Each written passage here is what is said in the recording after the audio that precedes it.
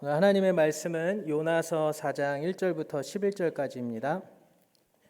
요나서 4장 1절부터 11절까지 구약성경 1289페이지에 있습니다.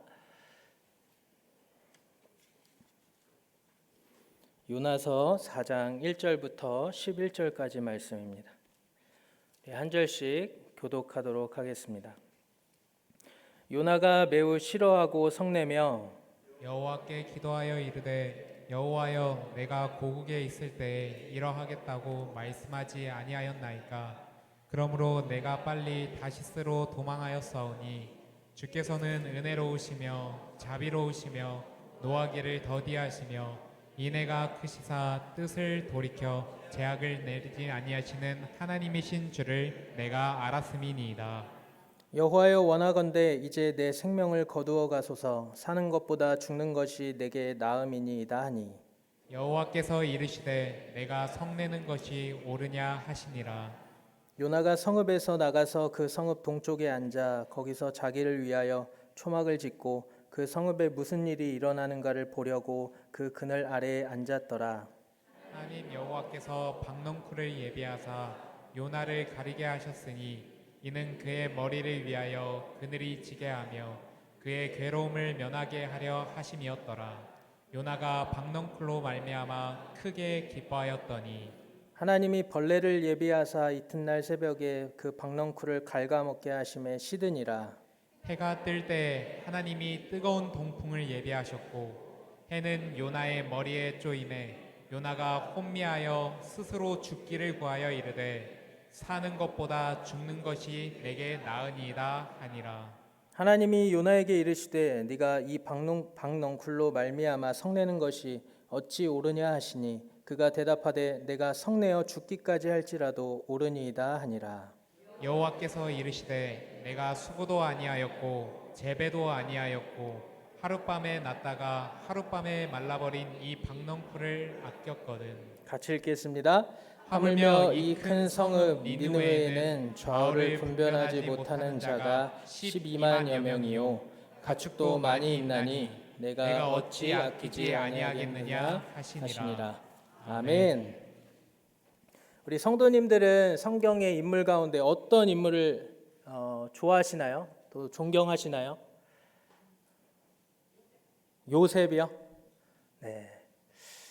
많은 목회자들이 성경에 이제 담고 싶어하는 인물 가운데 아마도 많은 목회자들이 이 분을 뽑을 것입니다. 바로 사도 바울입니다. 성경에 나타난 이 사도 바울의 모습은 거의 완벽에 가깝게 보입니다. 그는 고린도 교회 성도들에게 나를 본받는 자가 되라라고 편지를 쓰기도 했습니다. 바울은 어떠한 삶을 살았을까요? 그의 삶이 어떠했는지 다음에 성경 구절 몇 구절을 보면은 우리가 금방 알 수가 있습니다. 한번 같이 읽어보겠습니다. 갈라디아서 2장 20절입니다. 내가 그리스도와 함께 십자가에 못 박혔나니 그런즉 이제는 내가 사는 것이 아니요 오직 내 안에 그리스도께서 사시는 것이라. 이제 내가 육체 가운데 사는 것은 나를 사랑하사 자기 자신을 버리신 하나님의 아들을 믿는 믿음 안에서 사는 것이라. 아멘. 또 빌립보서 1장 17절부터 21절까지 한번 또 읽어보겠습니다. 형제들아 너희는 함께 나를 본받으라. 그리고 너희가 우리를 본받은 것처럼 그와 같이 행하는 자들을 눈여겨보라. 내가 여러 번 너희에게 말하였거니와 이제도 눈물을 흘리며 말하노니 여러 사람들이 그리스도의 십자가의 원수로 행하느니라. 그들의 마침은 멸망이요 그들의 신은 배요 그 영광은 그들의 부끄러움에 있고 땅의 일을 생각하는 자라. 그러나 우리의 시민권은 하늘에 있는지라. 거기로부터 구원하는 자 곧 주 예수 그리스도를 기다리노니 그는 만물을 자기에게 복종하게 하실 수 있는 자의 역사로 우리의 낮은 몸을 자기 영광의 몸의 형체와 같이 변하게 하시리라. 아멘. 네, 갈라디아서에서는 내가 죽고 그리스도께서 내 안에 그리스도께서 사신다라고 고백했고요. 빌립보서에서는 이제 자신의 시민권이 하늘에 있다고 고백했습니다. 하나 더 있는데요. 빌립보서 3장 13절부터 14절까지 한번 읽어보겠습니다. 형제들아 나는 아직 내가 잡은 줄로 여기지 아니하고 오직 한 일 즉 뒤에 있는 것은 잊어버리고 앞에 있는 것을 잡으려고 표대를 향하여 그리스도 예수 안에서 하나님이 위에서 부르신 부름의 상을 위하여 달려가노라. 아멘. 오늘 이렇게 세 가지 구절을 본문을 살펴보았는데요. 바울이 정말로 대단한 것은 오늘 이 고백한 대로 사도 바울이 실제로 살았다는 것입니다. 우리 모두 사도 바울이 되기를 꿈꾸고 또 그를 롤모델로 삼고 살아가기도 하지만 그렇게 사는 것이 말처럼 쉽지 않습니다. 사실 교회 안에는 이 바울과 같은 사람이 많지 않습니다. 바울과 같이 회심한 이후에 하나님께 죽도록 충성과 헌신을 바친 사람은 많지 않습니다. 우리는 자주 넘어지기도 하고 시험에 들기도 하고 하나님을 원망하기도 합니다. 이것이 교회의 일반적인 교회의 모습입니다. 사실 사역자로서 교회를 섬기면서 혼자서 이런 마음을 가졌던 적이 있습니다. 모든 성도들이 빨리 은혜 받고 다 바울과 같이 되어서 주의 나라를 이루어가는 강력한 하나님의 군대가 되는 그런 비전 말입니다. 그러나 그러한 비전을 갖고 사역을 하는 사역자는 금방 큰 실망을 하게 될 것입니다. 왜냐하면 실제로 일반적인 교회에서 문제가 없는 교회가 없기 때문입니다. 우리의 적은 마귀인데 우리의 적이 교인이 되어버립니다. 전혀 그렇게 생각하지 않았던 성도가 한순간에 무너지는 것도 보게 됩니다. 정말로 변함없이 하나님께 충성하는 사람은 찾기가 힘듭니다. 그러면서 사역자로서 가지고 있던 그런 비전을 내려놓습니다. 사실 내려놓는다기보다는요, 더욱더 앞에 있는 일에 집중을 하게 되는 것입니다. 강력한 군대를 세우는 그러한 불가능한 목표보다 인간의 연약함을 이해하고 눈앞에 있는 연약한 성도들을 보살피고 양육하는 그것이 목회가 아닌가 하는 생각이 듭니다.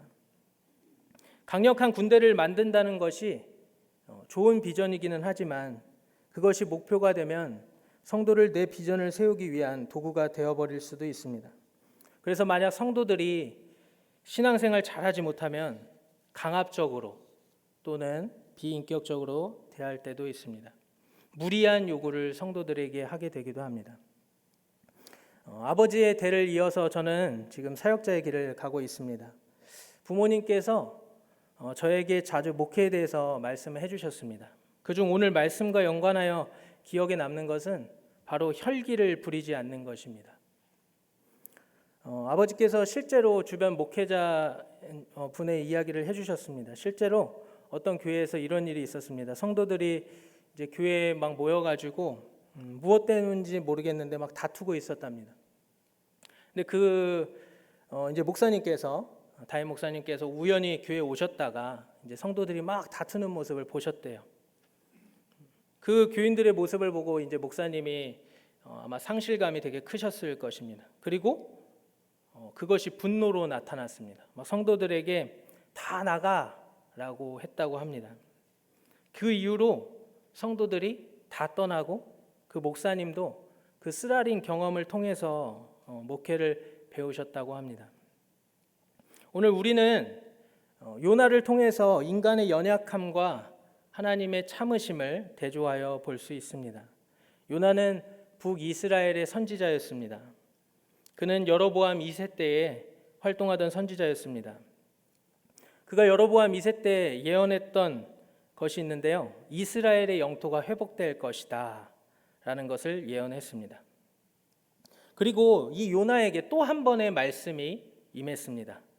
그것은 바로 오늘 여러분들이 잘 아시는 큰 성읍 니느웨로 가서 악독이 내게 상달되었음을 외치라는 것이었습니다. 참고로 이 니느웨라는 곳은요, 이스라엘이 아니라 아수르라고 하는 이방 나라의 수도였습니다. 요나는 하나님의 말씀에 불순종하고 하나님을 피해서 니느웨와는 정반대인 다시스로 가는 배를 탔습니다. 오늘 설교의 초점은 여기에 있습니다. 하나님께서 말씀에 불순종하는 자를 어떻게 대하시는가? 그는 분명히 하나님의 말씀을 전하는 자였고 선지자였고 요나 자신이 고백하듯 그는 분명히 히브리 사람이며 바다와 육지를 지으신 하늘의 하나님을 경외하는 자였습니다. 하지만 하나님 말씀에 하나님의 명령에 불순종하고 있습니다. 다시스로 가는 배를 타고 풍랑이 일어났을 때 그는 그것이 자신이 하나님의 얼굴을 피했기 때문이라는 것도 알고 있었습니다. 바다에 빠져서 물고기 뱃속에서 3일 동안 갇혀 있는 동안에 회개도 하였습니다. 그리고 니느웨에 도착하여서 하나님이 명하신 말씀을 전하기는 했습니다. 그런데 그 말씀을 듣고 니느웨 백성들이 회개하고 돌이키고 하나님께서는 그곳에 재앙을 내리시지 않자 요나는 매우 싫어하고 성내고 있습니다.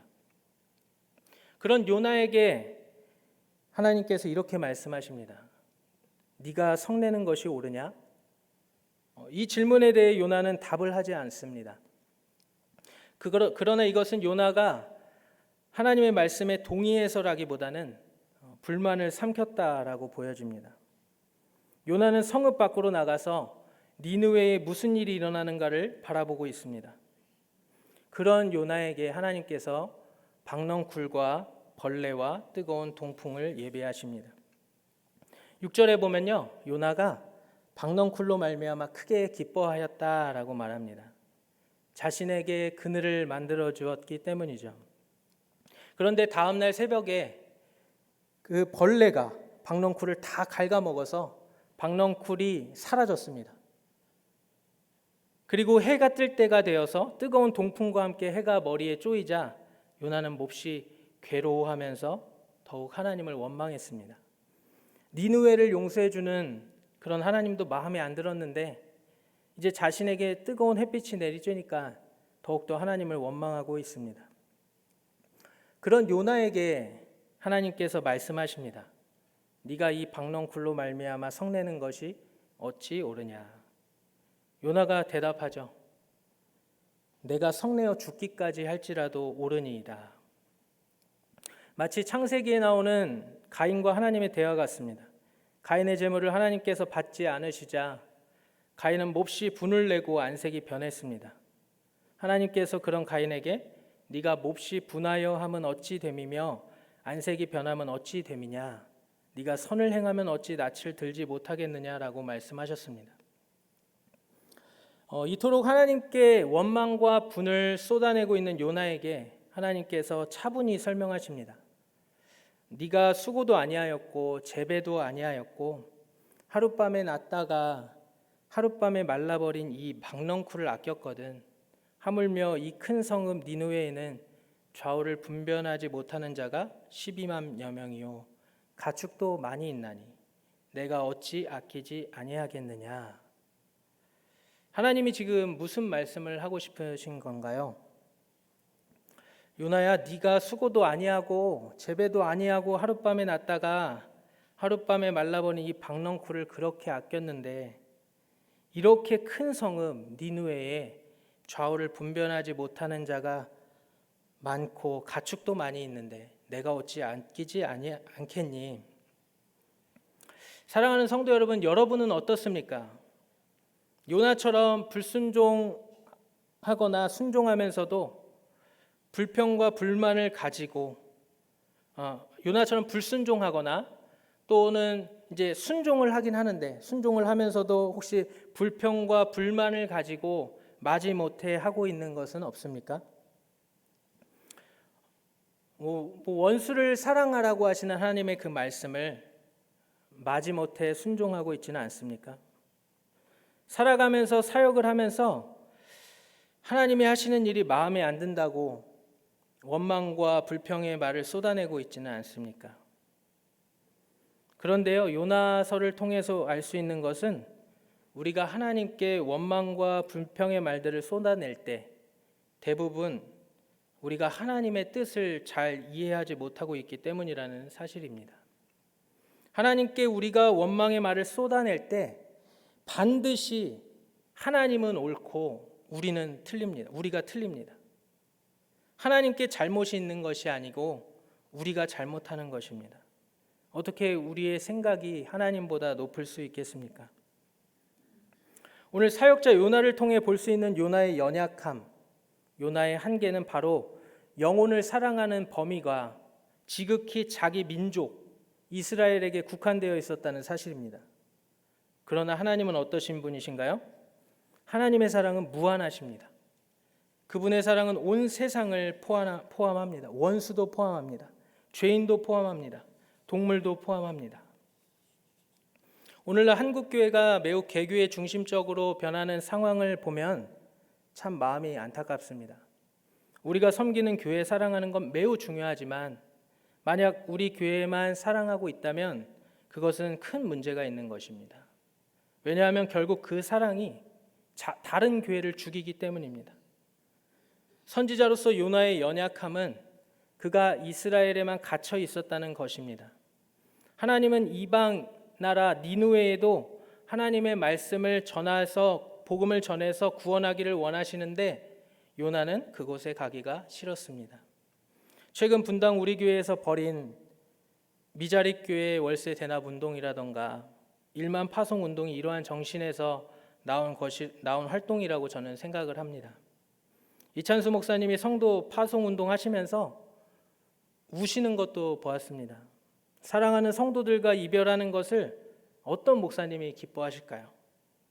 목사님께서도 왜 이렇게 우리가 헤어져야 되겠는지 모르겠다고 하시더라고요. 그런데 그럼에도 불구하고 그런 일을 강행하는 것은 하나님께서 이찬수 목사님에게 너희 교회만 잘 되는 것이 옳으냐라는 말씀을 주셨기 때문이라고 설교를 통해 들었습니다. 여러분의 사랑은 어디까지 머물러 있습니까? 우리 가족에만 머물러 있습니까? 우리 셀에만 머물러 있습니까? 우리 교회에만 머물러 있습니까? 우리의 사랑은 한국 교회 전체를 품을 수 있는 사랑이어야 합니다. 우리의 사랑은 열방을 품을 수 있는 사랑이어야 합니다. 왜냐하면 하나님의 사랑이 지금 열방에 미치기 때문입니다. 그런데 하나님께서 요나에게 네가 이 박넝쿨로 말미암아 성내는 것이 어찌 옳으냐 물으실 때 요나가 어떻게 대답했죠? 자기가 옳다고 대답합니다. 여전히 자기 뜻을 꺾지 않습니다. 심지어 내가 성내어 죽기까지 할지라도 옳다고 했습니다.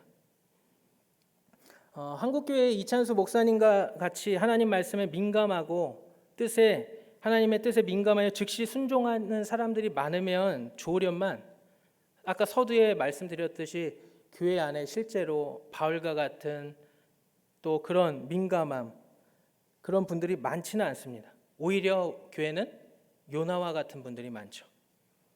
우리 자신을 솔직하게 돌아보면 어떻습니까? 하나님 말씀에 순종할 때가 많은 것 같습니까? 아니면 내 고집대로 할 때가 많은 것 같습니까? 하나님 말씀에 불순종할 때가 더 많죠. 그런데 중요한 것은 하나님께서 그런 자들을 포기하지 않으시고 끝까지 사랑과 긍휼의 마음으로 기다리고 계신다는 것입니다. 하나님은 절대로 틀리지 않으시고 100% 하나님의 뜻이 옳지만 하나님은 요나와 같은 사람들을 막 강압적으로 끌고 나가거나 내팽개 치는 분이 아니라 말 안 들으면 그냥 내팽개 치고 버리는 분이 아니라 기다리시며 인격적인 방식으로 말씀하신다는 것입니다. 매우 싫어하고 성내는 요나에게 하나님은 불처럼 성내지도 않으셨고 네 멋대로 살아라 포기하지도 않으셨고 네가 성내는 것이 옳으냐라고 말씀하십니다. 요나처럼 하나님께 불순종하고 성내고 니느웨가 구원받기를 기뻐하지 않았던 이러한 모습들은 분명히 모두 죄입니다. 그러나 하나님께서는 요나를 품고 기다리고 계십니다. 하나님의 크신 사랑과 자비로 기다려주고 계십니다. 하나님은 사랑이 많으시고 자비가 크신 분이니까 언제든지 기다려주실 거야 라고 생각하는 것은 정상적인 생각은 아닙니다. 지금 성령 하나님은 연약한 우리를 위해서 기다리고 계시는데요. 어떻게 기다리시는지 아십니까? 탄식하면서 간구하면서 계십니다. 로마서 8장 26절을 우리 한번 같이 읽어보겠습니다. 이와 같이 성령도 우리의 연약함을 도우시나니 우리는 마땅히 기도할 바를 알지 못하나 오직 성령이 말할 수 없는 탄식으로 우리를 위하여 친히 간구하시느니라. 마치 아직 철들지 않아 매일 속썩이며 살아가는 철부지 자녀들이 모르는 곳에서 부모가 늘 눈물 흘리며 자녀를 위해 기도하는 것처럼 말입니다. 니느웨를 하루 동안 다니며 40일이 지나면 니느웨가 무너질 것이라고 선포하면서도 요나는 어찌 보면 그들이 니느웨가 회개하는 것을 원하기보다는 무너지는 것을 원했던 것 같습니다. 그래서 하나님이 일단은 하라니까 억지로 하긴 한 거죠. 그래서 니느웨 백성들이 회개하고 그런데 이 니느웨 백성들이 그 말씀을 듣고 회개하고 돌이키는 것을 보고 하나님께서 재앙을 내리시지 않는 것을 보니까 하나님께 막 성을 내기 시작하는 것입니다. 그리고 요나가 성 밖으로 나가죠. 성 밖에서 초막을 짓고 무슨 일이 일어나는가를 지켜본다고 성경에서 말하고 있습니다. 그래도 혹시나 하나님이 내 뜻대로 그 니느웨를 무너뜨려 주시겠지 하는 일말의 기대감을 가지고 지켜보는 것 아니겠습니까? 이게 얼마나 잘못된 일인가요? 그런데 하나님께서는 그런 요나에게 박넝쿨과 벌레와 또 동풍을 통하여서 하나님의 마음을 전하십니다. 사랑하는 성도 여러분, 이렇게 연약한 우리, 시도 때도 없이 범죄하는 우리들이 오늘도 살아갈 수 있는 것은 하나님의 자비 때문입니다. 하나님은 그 자비하심으로 우리를 기다리십니다. 우리가 비록 하나님의 큰 뜻을 모르고 지금 이렇게 방황하며 살아갈지라도 하나님은 우리가 여전히 하나님의 큰 뜻을 알기를 원하고 탄식하며 기도하고 계십니다. 오늘 하나님의 뜻이 11절에 나와 있습니다. 이 큰 성읍 니느웨에는 좌우를 분별하지 못하는 자가 12만여 명이요 가축도 많이 있나니 내가 어찌 아끼지 아니하겠느냐. 이 시간 여러분이 사랑하는 것이 무엇인지 한번 생각해 보시길 바랍니다. 그리고 여러분이 미워하는 것도 한번 생각해 보시길 바랍니다. 그리고 그 미워하는 것을 하나님께서는 어떻게 생각하실지를 생각해 보시길 바랍니다. 여러분, 사랑은 참 좋은 것인데요, 이기적인 사랑은 매우 위험합니다. 우리가 자주 그런 실수를 합니다. 그래서 균형을 잘 이루어야 합니다. 우리 교회 챙기고 사랑하는 거 좋고 귀하지만 그러면서 다른 셀은 완전히 남이 되고 우리 셀만 잘 되고 우리 교회만 잘 되는 것으로 만족하는 것을 하나님이 기뻐하시지 않는다는 것입니다. 하나님은 우리 교회뿐만 아니라 다른 교회도 사랑하시고 저 믿지 않는 사람들도 사랑하시고 온 열방을 사랑하십니다. 오늘 이미 요나서를 통해 그 계시의 말씀이 선포되었습니다. 우리에게 하나님께서 이미 수차례 그게 옳으니 라고 말씀하셨을 수도 있습니다. 그런데도 여전히 듣지 않고 우리의 생각이 옳다고 살아왔을지도 모릅니다. 그런 우리를 바라보면서 하나님께서 엄청 소가리를 하시면서 말할 수 없는 탄식으로 기도하시고 계신다는 사실을 아십니까? 하나님께서는 우리가 하나님이 그 크신 뜻을 알기를 기다리고 계신다는 사실을 아십니까? 네가 수고도 아니하고 재배도 아니하고 하룻밤에 났다가 하룻밤에 말라버린 이 박넝쿨을 네가 아끼듯이 하물며 이 큰 성읍 니느웨를 내가 어찌 아끼지 아니하겠느냐.